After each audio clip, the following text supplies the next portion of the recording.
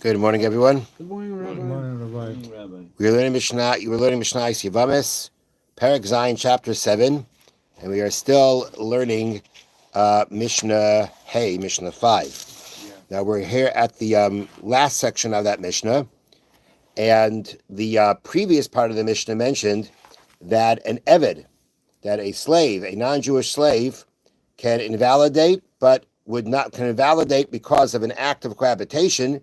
If an Eved cohabits with a woman, since that's a forbidden act of cohabitation, he invalidates that woman from ever eating truma again. But it doesn't invalidate because of children, meaning we know that if let's say a daughter of a Kohen was married to a non-Kohen, if she has any kind of descendants from that marriage, what did I say? A daughter of, what did I say? A daughter of a Kohen married to Yisrael. Any descendants from that marriage does not allow her to go back to her father's house to eat truma when she becomes widowed or divorced.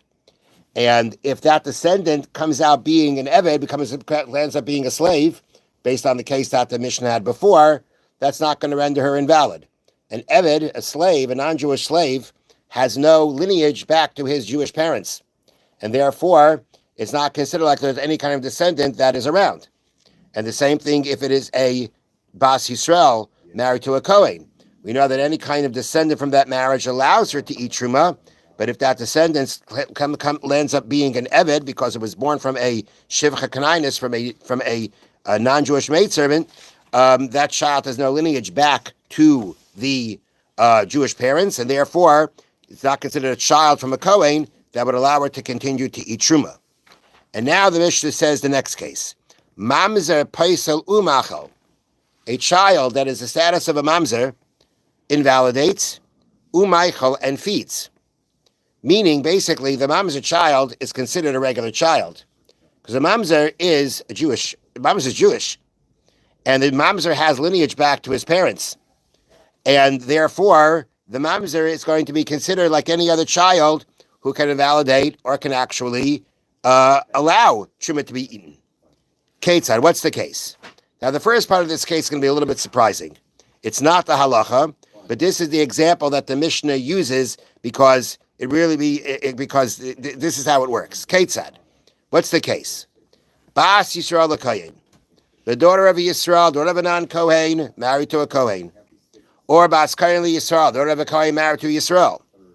The Yol dehemenu Bas, and in each case, again, these are separate cases, a daughter was born.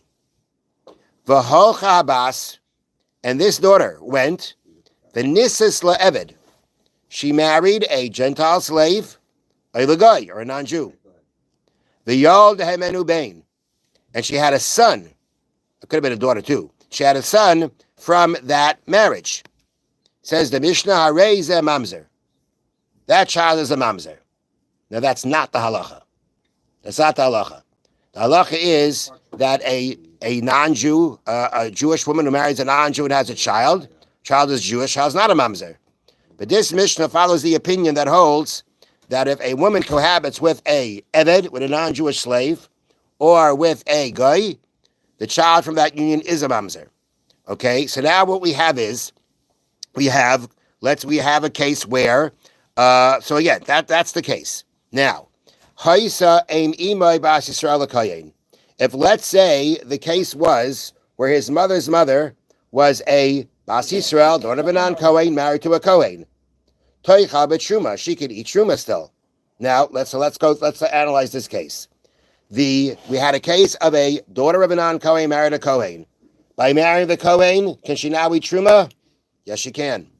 Okay. Now together they had a daughter. Now, if let's say the husband, the Kohen husband were to die, could his wife continue eating truma? Yes, she can, because together they had a child. Even if it was a daughter, they had a child.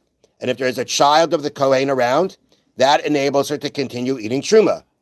Now, that daughter went and she married a Eved. She married a slave or a guy. Okay? And that daughter now had a child from that marriage. Our Mishnah follows the opinion that child has the status of a mamzer.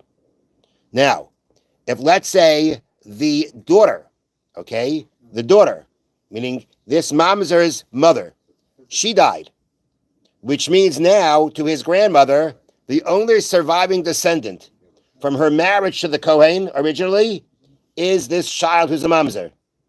Says the Mishnah, Teicha b'truma, she may continue eating truma. Just like any time there is a descendant of the Kohen, if the Bas Yisrael married a Kohen, as long as there's some kind of descendant from that marriage around, she continues to eat truma. Our Mishnah is saying, even if that descendant is a mamzer, she continues eating truma. At the end of the day, the mamzer's lineage is back to his parents. Therefore, this is a descendant of a Kohen. As long as it's some kind of direct descendant of the Kohen, that allows her to continue eating truma. So even though if this grandchild would have been an Eved, like in the previous case of the Mishnah, she would not be eating truma. That's because an Eved has no lineage back to the Jewish parents. But this mamzer does. And therefore, the halacha is that she continue eating truma. If, let's say, it was Bas Kohen Yisrael, the Mishnah continues, Bas Kohen Yisrael, let's say the original case was the daughter of a Kohen married a Yisrael. By marrying the Yisrael, is she allowed to eat truma from her father's house? No. Now, this Bas Kohen married to the Yisrael, they had a daughter. Okay? If the Yisrael husband were to die, and there'd be no children, no descendants, she can go back to her father's house and eat truma. But she had a daughter from this Yisrael. There's a child from this Yisrael around. Okay, so therefore she can't go back to her father to eat truma. Now this daughter goes and marries an Eved or marries a guy, and according to our Mishnah, the child born from that is a mamzer. Okay, and now you have the mamzer's mother, who was the child of the daughter of the Chaim married to the Yisrael originally, she dies.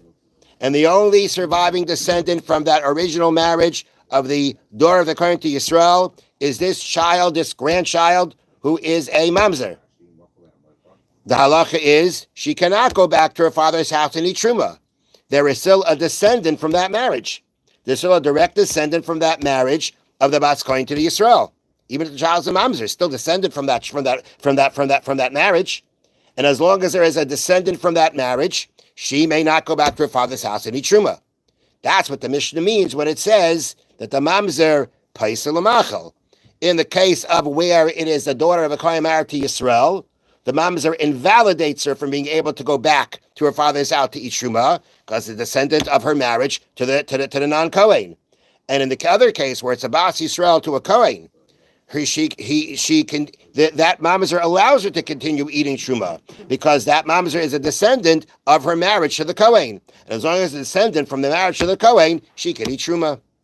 And that's what the Mishnah. That's this last case of the Mishnah. I just want to point out that so this Mishnah holds that a Bas Yisrael, a Jewish woman who went in and married an Eved or married a Goy, child's a mamzer. Now, in the case before, we had, that's not the halacha, but that's what the Mishnah holds. Now, in the case before, we had a case, the case of the Eved was a case where the child married a Gentile maidservant. The child from that is not called a mamzer. If the child is an Eved to a Jewish woman, the child is called a mamzer according to this Mishnah. If it's a man who marries a Gentile slave woman, that child's not a mamzer. It's an Eved. And that's because, as we say, lineage follows the mother. And therefore, if the mother is an Eved, then the child is an Eved. And if the child's an Eved, there's no lineage back to the Jewish parent. But in our case, it's where the woman married the Eved. The woman married the Eved, the child's Jewish. Well, if the child is Jewish, which means it has lineage back to the parents, then this Mishnah holds not only is the child who may be Jewish, but the child's a mamzer. But again, that's not the halacha. The halacha is that a Jewish woman who marries an Eved or a non-Jew, the child is Jewish and not a mamzer. Okay. The Chofetz Chaim continues. Sometimes the rabbinical court has permission because of a specific circumstance Somebody comes to the Bezdin, crying out to the Bezdin that something was stolen from him.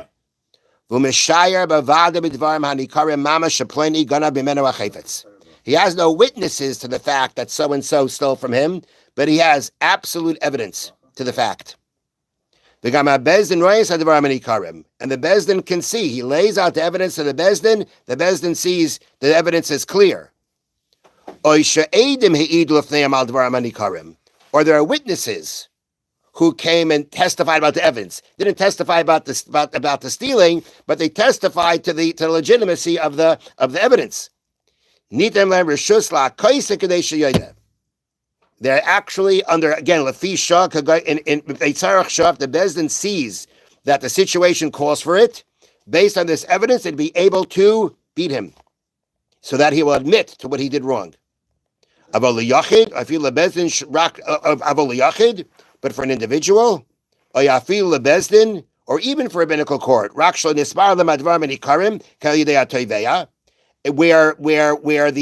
the evidence is not clarified to them just based on what the Teveya says. That means the person laying claim here that it was stolen from him. They only know the evidence because he lays out. Here's the evidence. He argues out the evidence to them, but they have no way of clarifying on their own the legitimacy, the validity of that evidence.